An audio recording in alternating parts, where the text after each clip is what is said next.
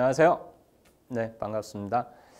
이번 시간에는 마음의 음과 양이라는 주제로 또 강의를 해보도록 하겠습니다. 제가 사상의학은 몸이 중심이 아니라 마음이 중심이라는 얘기를 했었는데요. 그러려면 이 사람의 마음 구조가 어떻게 생겼는지 우리가 잘 이해를 해야 이 사람이 어떤 체질인지 그리고 내가 어떤 체질인지를 좀 잘 이해를 할 수 있을 것 같습니다. 그래서 이 마음에 대한 얘기들을 몇 가지로 이야기를 해드리려고 하는데요. 조금 더 이해하기 쉽게 분석심리학에 대한 얘기에 좀 빗대어서 그렇게 좀 설명을 해드리려고 하고요. 그리고 나서 이 마음이라는 게 우리가 겉으로 드러나는 것과 속으로 갈무리 되는 게 어떻게 차이가 나는지, 그래서 그 사람의 마음을 좀 온전하게, 나의 마음을 온전하게 이해하는 그런 것에 대한 얘기를 해드릴 거고요. 그래서 그 마음의 구조에 따라서 우리가 음인과 양인을 어떻게 나눌 수 있는지 그런 거에 대한 설명을 해드리도록 하겠습니다. 우선은 분석 심리학에 대한 얘기를 간단하게 좀 언급을 해드리겠는데요. 분석 심리학은 구스타프 융이라는 사람이 이제 창안을 했죠. 우리가 심리학의 태초 아니면은 뭐 정신 어떤 의학의 태초 그러면은 프로이드를 얘기를 하는데요. 이 프로이드와 함께 어떤 그런 이 심리학의 기초를 마련한 그런 사람이라고 할 수가 있겠습니다. 그래서 스스로가 여러 가지 이런 내적인 갈등들을 많이 경험을 했고요. 뭐 스스로 어떤 정신 분열을 앓고 그러는 거를 이제 극복하는 과정에서 마음에 대한 정신 세계에 대한 어떤 그런 이해도도 좀 많이 높아졌다고 하고요. 그래서 분석 심리학이라는 자기만의 이제 독특한 이론을 창안을 하게 됩니다. 이 한의학을 공부하는 사람들이 유달리 이 융을 좀 좋아하는 편인데요. 왜냐하면은 이 융의 이론들을 가만히 들여다보면은 이 한의학에서 얘기하는 이론들하고 좀 유사한 측면들이 많이 있기 때문에 그런 것 같습니다. 그래서 분석 심리학에서는 일단은 정신이라는 거는 하나의 상대적으로 폐쇄된 세계라고 얘기를 해요. 우리가 몸이라고 하면은 내 몸이라는 어떤 하나의 이런 제한된 영역을 우리가 이해할 수 있듯이 그 사람의 어떤 정신이라는 영역도 그 사람이 타고나면서 지금까지 자라면서 가지게 된 어떤 하나의 제한된 폐쇄된 세계라고 얘기를 하고요.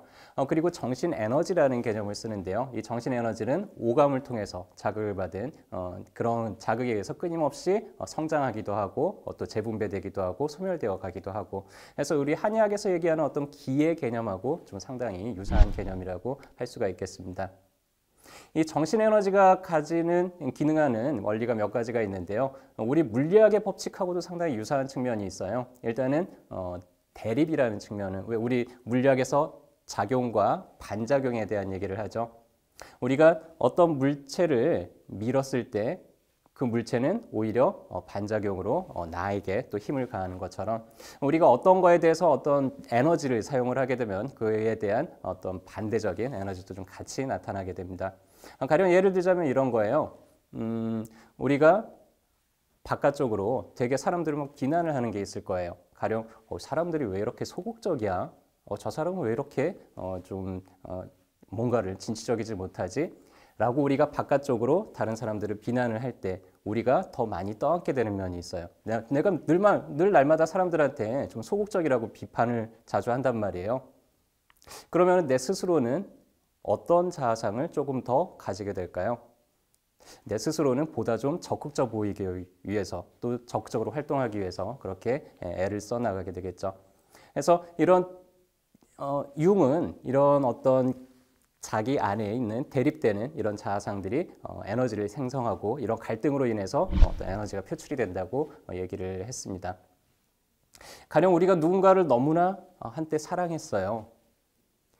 그 사람으로부터 충분한 사랑을 받지 못하고 일이 이제 틀어지게 됐어요.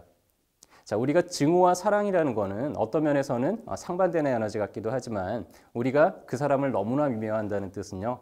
한때는 그 사람을 너무나 좋아했었다는 뜻이 되기도 합니다. 그렇게 이제 에너지는 어떤 하나에서 또 다른 에너지로 이제 바뀌어가기도 하는데요. 그런 것들을 우리가 이제 등가라고 얘기를 하게 됩니다. 한 취미 활동을 우리가 한단 말이에요. 뭐 가령 내가 한동안 이제 게임에 푹 빠졌어요. 그래서 너무나 열심히 온 시간을 집중해서 이제 막 게임을 하고 즐기고 이렇게 했단 말이에요. 자, 근데 어느 날부터 이제 게임이 좀 지겨워지기 시작을 했어요. 별로 재미가 없어요. 자, 그럴 때 이 에너지는 사라져 버리는 게 아니라 또 다른 취미 활동으로 가령 뭐 이제는 당구에 빠진다든지 뭐 아니면은 뭐 또 다른 어떤 취미 활동에 빠진다든지 이런 식으로 에너지가 옮겨가게 됐습니다. 우리가 물리학에서도 에너지가 보존된다고 얘기를 하죠. 해서 위치 에너지를 갖던 것이 이제 위치 에너지가 낮아짐에 따라서 오히려 운동 에너지로 변환이 되고 하는 것처럼 이 에너지는 사라지는 게 아니라 어떤 다른 쪽으로 점점 이제 옮겨가는 것을 등가라고 얘기를 하고요. 결국에는 에너지는 높은 곳에서 낮은 곳으로 흐르게 되어 있습니다. 그래서 그 에너지가 서로 균형이 맞고 평형이 맞을 때까지 그때까지 계속해서 이동을 하게 되죠. 그래서 균형이 잡혔을 때 그때 더 이상의 역동이 사라진 아주 안정된 편안한 상태가 되죠. 그래서 이 정신 에너지, 이 정신 세계에서도 에너지가 균형을 잡고 골고루 에너지가 재분배되면서 평형을 이룬 상태를 가장 이상적인 상태라고 얘기를 하죠. 모든 사람들은 에너지에 좀 불균형을 가지고 있습니다. 특히 우리가 체질이라는 얘기를 할 때는 그 사람마다 타고난 어떤 불균형을 얘기를 하게 되는데요. 이 체질을 바로 알아서 자기의 불균형한 에너지를 점점 균형 잡아 나가는 방향으로 가는 게 보다 좀 건강하고 완성된 인격체가 되는 길이 된다고 할 수 있겠습니다.